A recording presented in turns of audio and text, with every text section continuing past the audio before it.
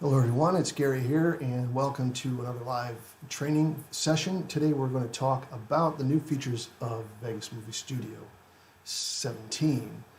The product was released last week, and I assume that if you're here for this training, you've either already purchased Vegas Movie Studio 17 or you are thinking about doing so and would like to look at the features that you'll get by upgrading or buying the new version. So I'm going to go through all of the new features in this training. I'll spend a little bit more time on some than others, and hopefully I'll get to everything. So I'm going to first start out talking about the basic version of Movie Studio, and everything that I talk about in that case also applies to the Platinum version of Movie Studio. I'll be showing the Platinum version on my screen, but everything that I show will work the same in the basic version of Movie Studio. And of course, since the Suite version of Movie Studio includes Vegas Movie Studio Platinum, this all works in the Suite version as well.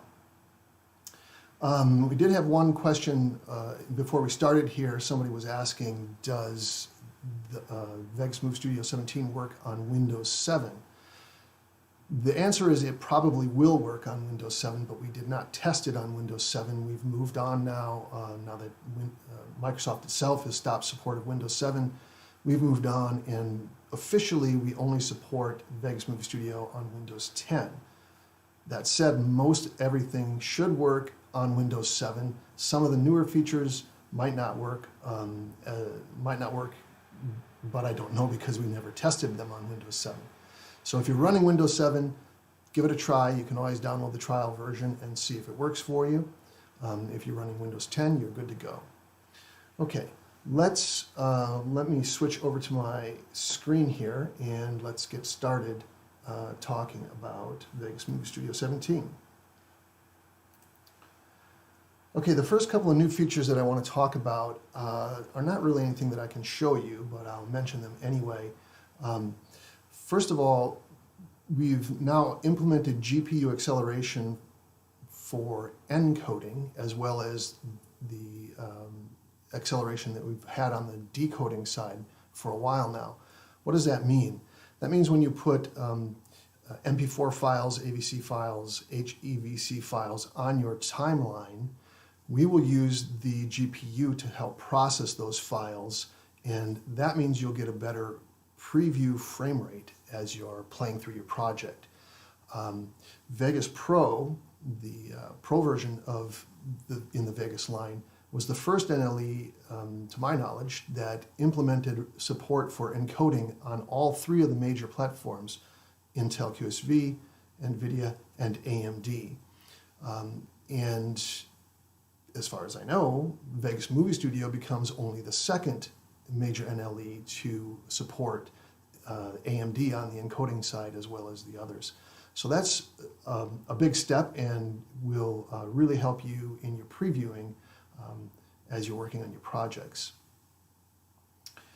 The other thing that I can't really show you, but I'll mention, is that Vegas Movie Studio now supports complete high DPI scaling. So if you're working on a high DPI monitor, everything's going to look good, and we will properly scale to make sure that it works. Okay, let's get into some of the features that I can actually show you. Now remember, as I said, these features that I'm about to talk about are all in both the basic version of Movie Studio and the Platinum version of Movie Studio. And when I get to the features that are only in the Platinum version, I'll try to remember to let you know that. But the ones that I'm talking about here now are all in the basic version as well. The first thing that I want to show you, and this is actually really a big improvement for you if you've used previous versions of Movie Studio, and that is that we've redesigned the way that we present plugins. And plugins would be video effects, transitions, media generators. And we've completely redesigned this window to make it much more powerful and a lot more flexible, and make it much easier for you to find the plugins that you want to work with. So I'm going to go to the Video Effects tab here. All three of these windows, the Transitions window, the Video Effects window, and the Media Generator window, all work exactly the same as I'm about to show you here in the Video Effects window. So what you learn here you can use in the other two as well. So we won't spend time in those two windows, but let's take a look at what this is all about now. You'll notice that on the left-hand side of this window is a list of plugins. These are all the plugins that are installed in my machine. And in this case, I don't have any third-party plugins on this machine. So these are all the plugins, all the video filters and effects filters and so forth that ship with Vegas Movie Studio 17. And you can see there are quite a lot of them. They all by default show on the left under the All Plugins tab. But we've broken these up, all of these up into logical groupings. So for instance, there's a Creative tab. If I click the Creative tab, now there are fewer plugins over here. Not a whole lot fewer, but these are all the plugins that you would use to maybe create creative effects. There's a Color tab. If I click the Color tab, now you see far fewer because these are the ones that are related to color. And I can keep going through these, find some utilities, some blurs, some lights, and so forth. Now, as I mentioned, I don't have any third-party plugins on my machine, but if I did, they would show up under the third-party tab here.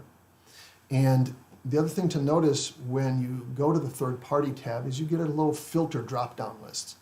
And again, since I don't have any third-party plugins, there's nothing under my filter drop-down list. But if I did, the filters drop-down list would show the names of the manufacturers of the plugins that I have.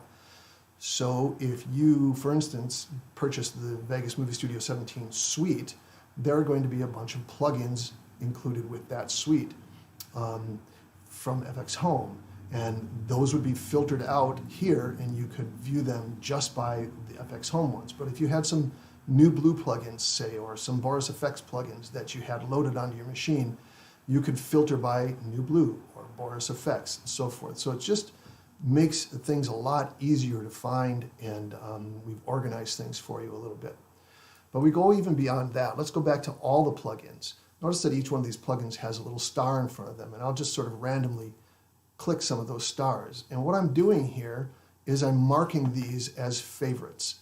So if these are the ones that I use over and over in all my projects, or I use frequently, I can mark them as favorites, and then I can go and sort by the favorites tab above in the tabs here, and here are the ones that I marked as favorites. I can remove them from my favorites if I want, and then they disappear. If I go back to all plugins, you can see that they're all there, and easily go back and forth between all my plugins or any of the other categories and my favorites. I'll just remove all of these from my favorites list so it's empty and go back to all plugins. So that's new and more powerful than in previous versions, and that's really nice to be able to just go and mark down your favorites and get to them quickly. But we've even improved things more with the new search functionality. And you'll see me use this search functionality throughout the rest of this training because it's so nice. And what this allows you to do is to type in the name of the plugin that you're using, that you're looking for. If you don't know the whole name, it's not that big of a deal. Let's say I want to find all my plugins that, that have blur in the name. I can just start typing blur, and even before I get the whole thing typed here, I've only got BL. I've already limited my list to anything that has BL in it. So I've got some black things, some blend, but here are all my blurs. If I add a U to my search term, it's narrowed it down to just my blurs. So this is extremely powerful and really, really helpful. And you'll notice that when I type something in here, the All Effects tab changes to the Search Results tab. If I want to get back to all my effects, I just delete whatever's in my search field and my effects all come back. So this is really powerful, and these are really, all these changes make these effects windows, these plugin windows, much easier to use and makes your effects and transitions and your media generators faster to find and apply to your project. Okay. Let's talk, as long as we were talking about media generators here, or I mentioned them, let's talk about the Titles and Text plugin for a second. We've added 25 new presets for the text entitling tool. Now all the old presets are still there. If you've used them before, you can see here on my list that they're still there. But we've added 25 new ones. And what's special about these 25 new plugins is that they are kinetic text. What does that mean? Well, kinetic text is just a fancy way of saying that the text is sort of dynamic. So if I play this text, you can see that the text is animated. It kind of bounces. It scrolls in, it fades in, has a little bit of a bounce to it. And there are 25 different ones of these that you can just add to your project, change the words, and carry on with really high quality, kinetic, modern text presets. So that's something you're going to want to look into a little bit more and explore all 25 of those. Okay, next on the list is the black bar fill filter. Let me go get a piece of media here. I've got a piece of video that was shot, as is quite common nowadays, with the phone, with my phone pointed up and down instead of lengthwise. So normally video is shot with a wide screen, but when you hold your phone sideways, when you hold it up and down, and this is more and more common with Instagram and Twitch and all the rest of the video formats out there, you end up with a tall video, and if you put it into a project that is, like in my case, 1920 by 1080, which is standard HD, you end up with these big black bars on the side. And we can easily fix that in Movie Studio 17 now. I'll go to the Video Effects tab. I'll use the search field to type in black. And by the time I get black, it's narrowed it down to 3. And here's a new filter called Black Bar Fill. I'm going to grab one of those presets and just drop it on that effect at that event. And you see what we've done is we've automatically filled it with a blurred version of the video itself, which is a common way to solve this problem. But we go beyond that and let you have a little control over this. You might be able to see there's a shadow around the video, and I can control that shadow. I can make it bigger, smaller. If I go all the way down, it disappears, and so I can control the amount of shadow. I can work with the background a little bit. I can scale the background, so the blurred background in the back, I can scale it up and down. I can, once I've scaled it, I can move it with the location control. So I can move it over here, maybe I want it there, maybe I want it a little bit bigger. So I can just tweak this around until I'm happy with the way it sits in my frame and fills up my video. I can also control the amount of blur. So if I want it very blurred, I can go all the way. If I don't want any blur at all, I can go down. But remember, even if you set the blur to 0, since you're scaling that picture, it's going to look blurred anyway. And that's just a function of scaling the video itself. But I can control all of these parameters. And of course, when I play the project, you can see the video playing in the background as well as in the foreground. And as I said, this is a very common way of handling this problem of the black bars caused by holding your phone the wrong way when you shoot. And so that's the black bar filter. Another thing that we've added to make things much easier in Movie Studio when you're editing on the timeline is we've added some really noticeable handles, trim handles, in the events. And I'm just going to try to make this bigger so you can see these a little bit better. Notice that when I hover over one of the events, I get these big handles on both sides to show me that's where I can grab hold and trim my event. If I hover out, if I move out from the event, they disappear and they come and they go. While that's really helpful here, like on this edge, it's fine, but it's not super necessary on this edge because it's easy to see this edge. But where it is really super helpful is when two events are butt up against each other like these two are. Because if you're pointing just at the edge, it could be sometimes difficult to see which one of these you are actually pointing at and which one you are actually going to trim. But now the trim handle makes that very easy to see. I can easily see that I'm pointed at my left clip here, and if I trim my left clip. And so these trim handles are really easy to see and really easy to use. If you don't like the trim handles, you can turn them off in the hamburger menu here. I can turn them off, and now it's back to the way it was in version 16 and earlier. So use the hamburger menu to turn those on and off as you see fit, but they're really helpful when it comes to editing events that are smashed up against each other like these ones. Okay.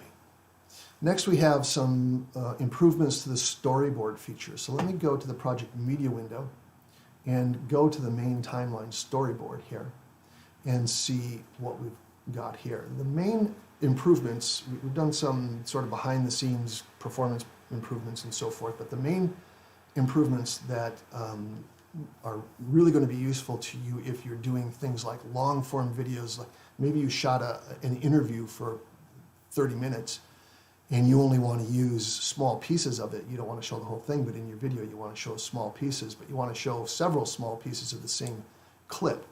In the past, you weren't able to put a single clip into the storyboard more than once, but now you can. So here I've got my green cab video on the timeline, and you can see it here in the storyboard as well. Maybe I decided I needed to trim this down to just this part of the green cab here, but then I want to make a copy of it and put it at the end of this other clip. I can hold down my control key, drag it over there, and make an instant copy. And now I'll hold my Alt key and slide it a little bit so I'm seeing a different part of the video than is visible in the first event. So now I have the green cab video here where you can see the truck, the beginning of the truck, and then later in my project here where you can't see the cab anymore. If you look in the video preview window, you can see that I now have that same clip twice in my video preview window. Here it is. Here's the first one, and here's the second one. And you can see that they both have different in and out points, and you can see that they have different thumbnails.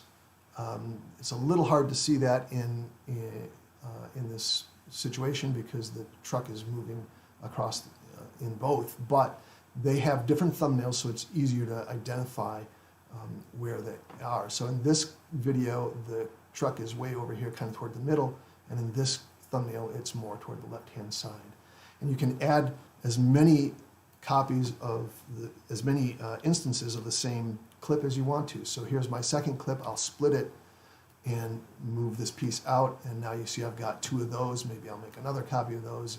Just as many copies as I make are going to show up in the storyboard. So you've got complete flexibility to use a long-form video multiple times in your project, in your storyboard. Okay, the next feature, let's talk about the project memory, project location memory. What does that mean? Well, here I've got this project that I've been working on. If I zoom out, you can see it looks like this, but I'll zoom in. And let's say I was working on it, and now it's time for me to go home for the night or whatever. And I've got my cursor at this location in my project. And I know I'm going to need to work on this project again tomorrow. So I save the project. I'll say yes, I'll replace what's there. And I'll close the project. So now, next day, I come back and I come to my computer and I open up Vegas Movie Studio, and notice where the cursor is. It's flashing at the beginning of the project because this is a new empty project. But I decide I want to work on that project that I was just working on. So I go to Open and I say Open that project, and notice that the cursor is now flashing at the same place that I left it when I left the project before. It remembered where my cursor was and brought me right back to it so I can get up and running quickly and not waste any time trying to remember, well, where was I and what was I doing?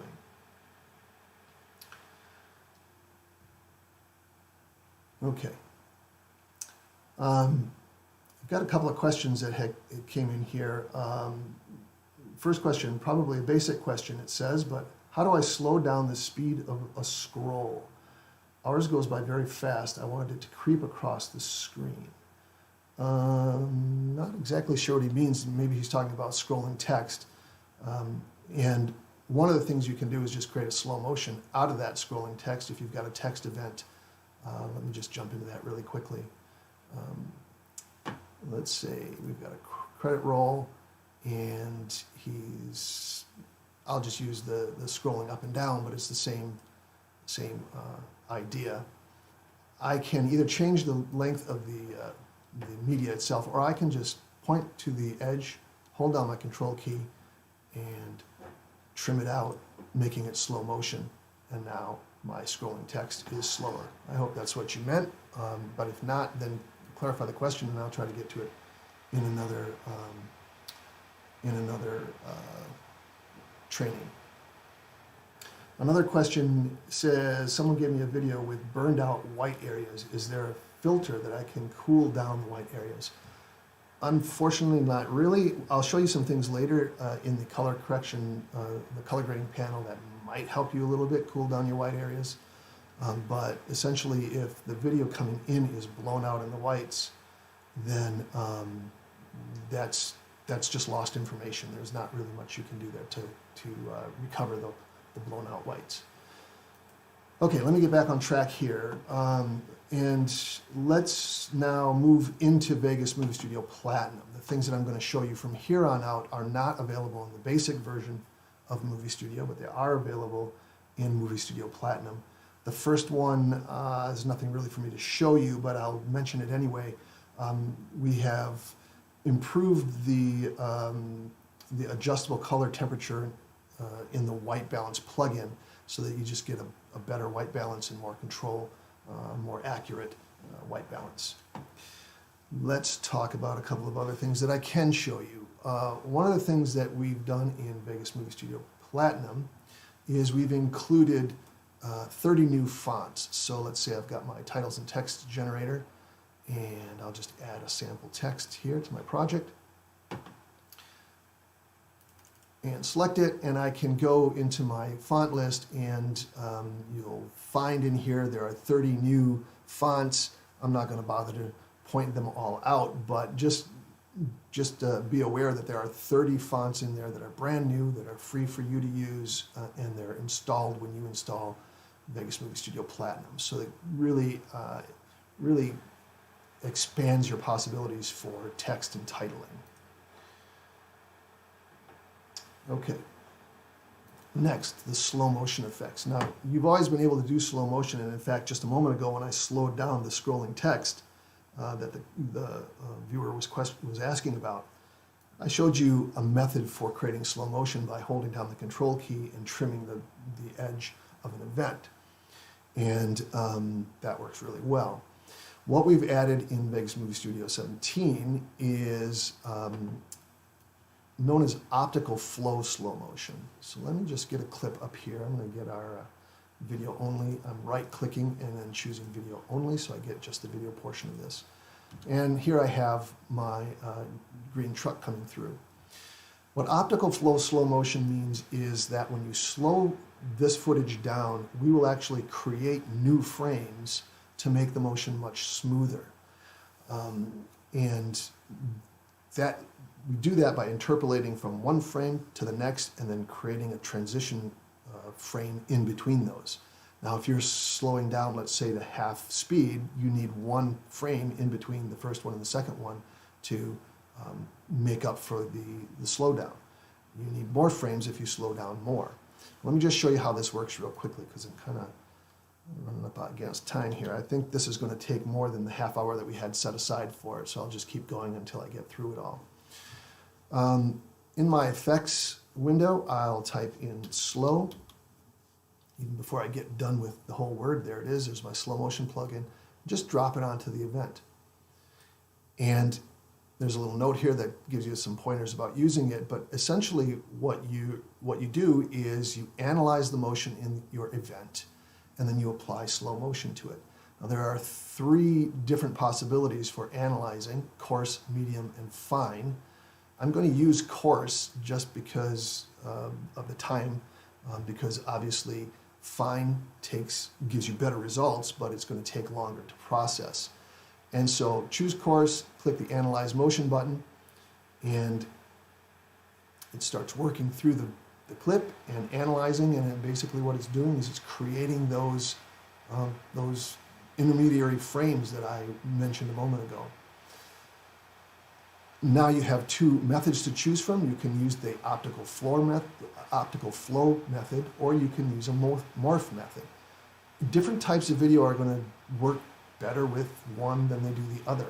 And this is actually not a great piece of video to use because the background is so busy that it's a little difficult for the optical flow process to recreate the frames. But it generally works better if it's on something that's more of a simple background.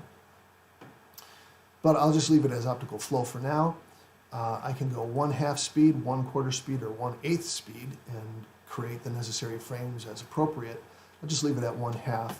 And I'll play it, but you probably won't see very good quality because this poor little laptop is trying to stream this out live, trying to process this, and trying to make it all happen. But you can see that the truck is moving more slowly now, and we've gone 1/2 speed. So it's really easy to do. It's just an effect that you drop on there, do your analysis, choose your speed, and you've got your slow motion. If you don't want to do this, or if you want to, maybe coarse wasn't good enough and you want to try with a different analysis, we can clear the motion data that we created, choose something else like fine from the quality drop-down list, and analyze it all over again. Now, I'm not going to do that because we won't want to sit through the analysis, but this is where the GPU power comes in handy again for processing, because it will make that analysis faster. But that's the slow motion plugin. Next is the warp flow transition. So let me get to another piece of media here, and I'm going to bring in a clip that has Bree in it, and you might know Bree from our social media channels, and she's also the one that's helping answer some of the questions on the live chat right now. And here's Bree sitting. I'm just going to trim this event down a little bit, and she's sitting talking to the camera. So let's just watch this for a second and see what she's got to say. I'm going to make the video preview window a little bit bigger so maybe we can see this a little more effectively. Okay, so here we go. I promise that as soon as we can release more information about. So you notice where she said, I promise that we, and then she kind of awkwardly stopped before she said the next thing. Let's say that again. I promise that as soon as we can release. So what we want to do is get rid of that where she says we and sort of hesitates there. So I can go in, I can zoom in a little bit. Soon as we. Here's where she says stop saying we, and here's where she starts saying the next thing. I'm just selecting that and hitting the delete key. So I've deleted that piece of the video, and now I'll just drag those so that they are together. And we've edited out that awkward silence. But the problem is that we're going to see a little bit of a jump cut. And I chose this clip specifically because of the traffic in the background. Excuse me, and you'll see the jump cut. But watch her face as I play through this, and you'll notice kind of an awkward jump where we switched from where we cut that piece out. I promise that as soon as we can release. I promise that as soon as we can release. Okay, and I also cut out the C in can, so let me just bring that back a little bit. I promise that as soon as we can release.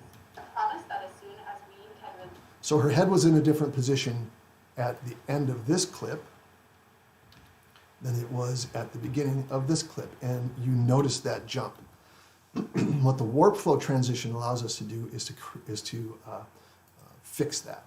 I'm going to zoom in a little bit. I'm using my mouse wheel to just zoom in, and I'm going to create an overlap of these two pieces of video of about 5 frames. And you can see I've zoomed in far enough that I can see individual frames. Now I don't want to trim the audio while I'm trimming the video, so here's a little shortcut for you. Hold down the shift key, trim the video, and it'll leave the audio where it is. And I'm going to make a 5-frame overlap between those two pieces of media, between those two events. Now let's go up to the transitions window, and I'll type in warp for warp flow. There it is. and I'm just going to drop that into that crossfade area. And now I'll play this a couple of times, and after the second or third time, you should be able to see how much smoother it looks. And now it looks just natural when she's going from one clip to the other.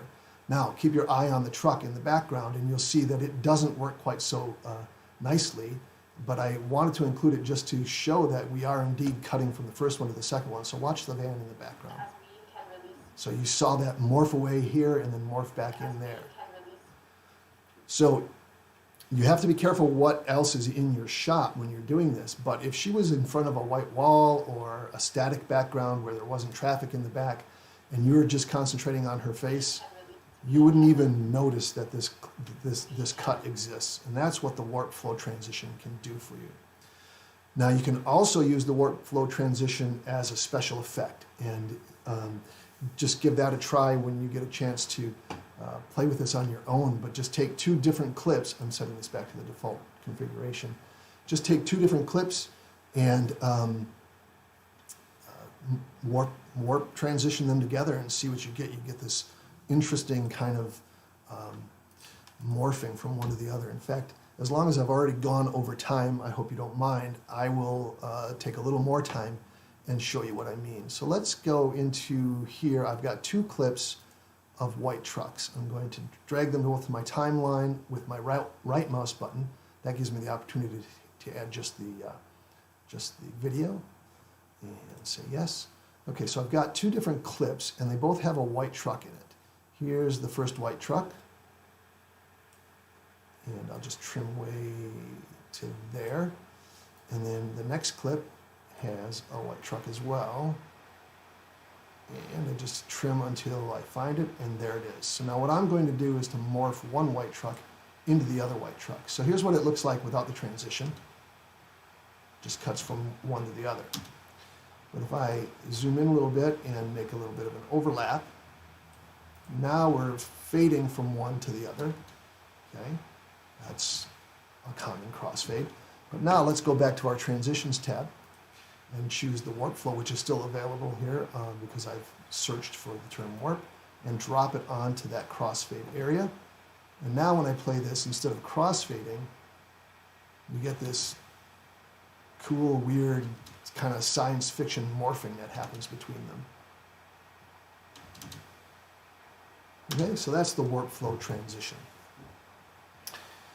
Okay, let's talk about the next feature, which is the lens correction plugin. Now, in this case, I don't really have any lens distortion to correct, but I will put the lens distortion plugin on here and show you what it looks like anyway, and you'll see how that works. So let's go to Video Effects. I replace SLO with Lens, L-E-N-S, and that narrows my choices down to 2, and here's my lens correction plugin. Hopefully you're seeing with this new feature, the new search feature, how much easier and quicker it is for me to find my plugins that I'm looking for. Anyway, let's take the lens correction plugin and put it on this clip. And what you have here is a number of different controls to adjust for lens distortions of the lens that you might have shot with. And so you can play around with these parameters, these radial distortion parameters, and you can either try to correct your footage, or you can use them to come up with strange special effects. And it's kind of fun to play with them. There's a checkbox here that you can turn on to show you what distortions you've applied, and when you turn it off, you can see the result of those distortions. So you can toggle back and forth between the distortions you're applying and the results. But let me choose the default preset again and set this back to the default and show you the automatic distortion correction that is available. So when you drop down the lens model drop-down list, you can search for your particular lens. So let's say I was using a Sony camera and I type Sony in here. Now if I choose my found lenses drop-down list, you see only Sony lenses in here. If I take that away and look at the drop-down list, you see that the drop-down list is just really long. There's a lot of different camera lenses in here, And hopefully yours is in here. If yours is, you can just pick it from the list and correct whatever distortions your lenses cause. If it's not in this list, then you can use the manual controls to correct the lens distortion anyway. I'm just going to choose this very first one because my lens doesn't create distortion that needs correction, but when I choose this, you can see that this has made some correction, that if I had been using that particular lens, it would have corrected the lens distortion. Okay, so that's the lens distortion plugin, the lens correction plugin. Okay, that brings us to the last new feature that I want to talk about, and that is the unified color grading panel. And if you're familiar with Vegas Pro 17, then you are familiar with the color grading panel that we put into the Pro version of the product. We've brought that color grading panel over to Vegas Movie Studio as well. Now, it isn't quite as powerful as the one that's included in the Pro version, but it still has some really powerful tools that you can take advantage of. So let's just get a piece of media into my project here. Let's go back to my green truck here. Actually, let's use this one because it has a big patch of green lawn in it that we can use for our corrections. Oops, sorry. Okay, so let's turn on the color grading panel. To do that, you just click the color grading button or type Alt-G as a shortcut, and that brings the color grading panel open.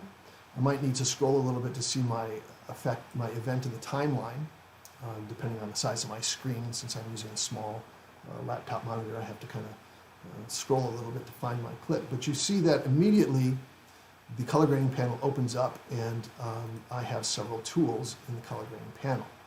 By default, you'll see what you see right now. I had clicked away from it earlier, so you didn't see the curve, but by default, you'll see these color curves and the color wheels.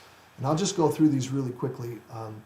We are going to be posting a more detailed tutorial on this color grading panel in Vegas Movie Studio coming up in the next weeks. So I don't know when exactly, sometime in the next month, I would assume we'll have that done and you can get more details. But for now, let's just take a look at the color grading panel and how it works. The first tab that you have here are the color wheels tab, and you have 4 color wheels. Now, these color wheels all work technically the same, so once you learn how to use one of them, you'll learn how to use all of them. I'm going to start with the offset wheel first. The colors of basically all the colors that are available to you are represented on the outside of the wheel. If I decided that my video had maybe a blue tint to it, too much blue in it, then I would want to use one of the color wheels to correct it. In this case, I'm going to use the offset wheel. You can see that I've got blue on my color wheel. Well, the opposite of blue on the color wheel is the complementary color, which is somewhere in the yellow and the orange area here. So if I want to remove blue, I just move the control towards yellow. And you can see I'm adding more yellow, and the farther I get out toward the edge of the circle, the more yellow I'm adding, the more saturated my color is. I probably want just a very small adjustment, and it's hard to make a small adjustment with just the mouse. So what you want to do is hold down the control key and then make your adjustment. Now I can make just very fine adjustments to the wheel, and you can see that I'm adding a little bit of yellow. I'm counteracting the blue tint in my clip. So again, just drag this control around the wheel and add whatever colors you want to add to your video. You can see them by the numbers. If you know the numbers, you can add them here. You can edit them here or whatever. If you want to reset it, if you decided you don't like that color correction you just made, you can either double click on the control and it goes back to its default position. That's the case with most controls in Vegas Movie Studio and Vegas Pro as well. Or you can also click the reset button and that'll bring it back. Now the offset controls all of the colors in your video pretty much equally. So when I add this red, I'm adding red to all the highs, lows, and midtones of my video.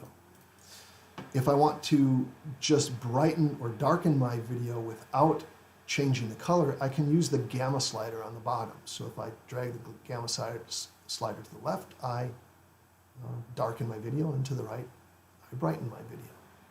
Okay? All of the other 3 color wheels work exactly the same as what we just did with the offset color wheel. But the difference is that while the offset is sort of a master of all 4 color ranges, or all 3 brightness ranges, darks, mediums, and lights, the other 3 let you control those individually. So if I wanted to change, if I thought that I had just too much blue in my shadows, for instance, my blacks and my shadows, then I would use the lift control to add yellow to just my shadows. Now it's kind of hard to see the shadows, but look at the white of the truck itself, of the van itself, or the clouds. As I add yellow, you see that those don't change nearly as drastically as the darks do. And that's because the lift control works with just mainly the shadows. The gain control is the opposite. It works with the brights. So here now you can see my brights are changing, but the black tires are not changing nearly as much as the white van or the sky or whatever. So lift for the shadows, gain for the highs, and gamma for the midtones. And so this gives me a different result. And the question that was asked earlier about what if I've got something that's way too overblown in the whites and I want to dial it back, well, that's where you might use the gain control. And you might either add some color to it, or just like with the offset control, there's a gamma slider on the bottom. If I just want to darken down my whites, I can use the gamma slider to make the whites darker. The blacks aren't really getting any darker, but my whites are being toned down a little bit.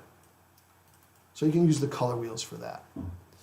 Next are the color curves, and here you can do much the same kind of thing, but this time it's more related to color than it is to brightness.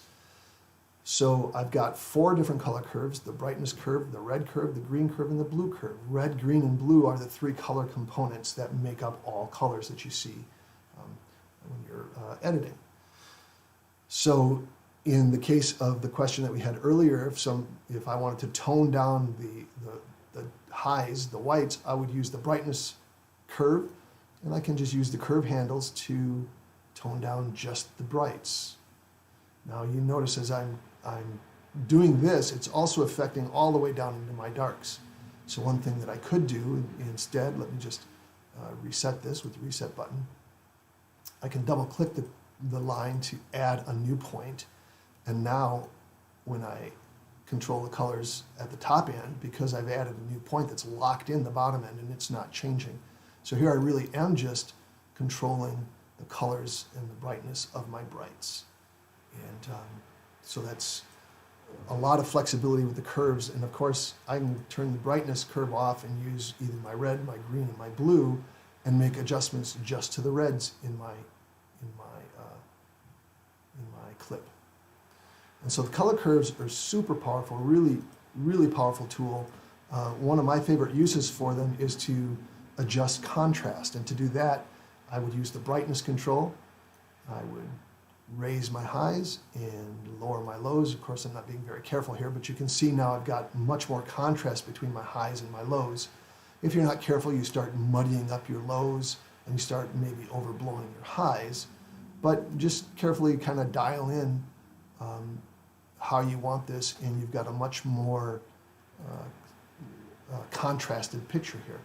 I can use on the finishing tab the bypass color grading button to see the before and after. So here's after my contrast correction, and here's before it. And it just looks more vibrant. Of course, I need to do a better job than I did here, but that's possible to do here. Okay, let's reset this, and let's go to the next tab, the HSL tab. HSL stands for Hue, Saturation, and Luminance. Hue just basically lets you sort of cycle through different colors for your video. Oops, let me turn the correction back on. I had it bypassed. So that you're changing the hue of all the colors globally in your video. The saturation enables you to add more color strength to the video. So now everything looks really vibrant, maybe a little cartoony, but a little saturation can really enhance your video. Or you can go the other way and start sucking color out of it. As I go down, as I near zero, pretty soon I'm getting a kind of a desaturated black and white. And interestingly, notice the big cross on the van actually goes away when I pull out all the saturation from that color. So the saturation slider does some interesting things. The luminance slider, you can kind of look at it as a brightness and darkness control. It's not exactly what it's doing, but that's sort of the effect that you're getting here. So play around with that. If you've done something crazy with your video, like I've done here, I've made this orange and yellow, and like I already showed you, you can bypass the color. You can also reset all the color corrections. So maybe I've done all kinds of crazy things here, and I've got different corrections that I've done with all the different tools, and I just want to reset everything. Just click the Reset All button. All right, one last thing that I want to show you is how the Bezzie A Mask ties in. So again, let me do something kind of crazy here, and I'll click the Bezzie A Mask button. What this does is it brings up the Video Event Effects box, and that shows you that the color grading panel, the color grading tools that we've been using, are really just an event effect on your video with a different kind of control. Instead of the controls being up here like you would normally expect, they're down in the color grading panel.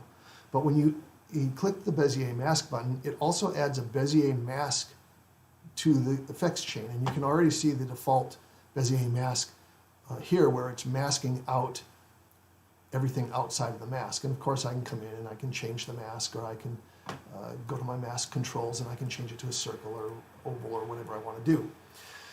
But what I want to show you here is that the reason we've included it with the color grading tools is because there might be times where you want to do some color grading on just one thing. Like maybe I want to color grade this van here. And so I make my mask just cover the van. And I'll just do that really roughly. But I want the rest of the video to show up but not color corrected. I can easily do that by going to the General Options drop-down and choosing the Mask Effects checkbox. And now when I close this, you can easily see that my mask is here. It's masking my color corrections to just the van and not the rest of the video. And of course, again, I can reset all. And when I'm done, I can exit the color grading panel. Okay, so I've gone almost 20 minutes over here, but I hope you don't mind that I spent a little extra time showing you some of these tools. There's a lot of new stuff here in Vegas Movie Studio 17, and hopefully I've shown you some of the possibilities of the tools that you can use, and you've gotten a good idea of how you can take advantage of those tools. If you've already purchased Vegas Movie Studio 17, thank you, and have fun working with these new tools. If you were here to evaluate the new tools before you decided whether you wanted to upgrade or purchase Vegas Movie Studio 17, then I hope I've shown you good reasons to do that. Thanks for bearing with me as I went 20 minutes over our allotted time here, and thanks for joining me for the training. Don't forget to, if you haven't done so already, to subscribe to our YouTube channel and to hit the notification bell so that you're alerted anytime we go live with a new training video, a new live training, and anytime we upload any video for that matter. And if you don't mind, it helps us if you like this video, because it helps us to understand the kind of videos you want to see and whether or not you found this training helpful. So that's it for today. Thanks for joining me, and good luck with Vegas Movie Studio 17. I will be back with more training, as I said, pre-produced training coming up soon, and probably some more live training in the not-too-distant future, although I don't have anything planned specifically at this point. I'm going to stop this stream and wait for about 15 seconds or so, so that it all buffers through, and then I will see you the next time. So thanks for joining me. So long.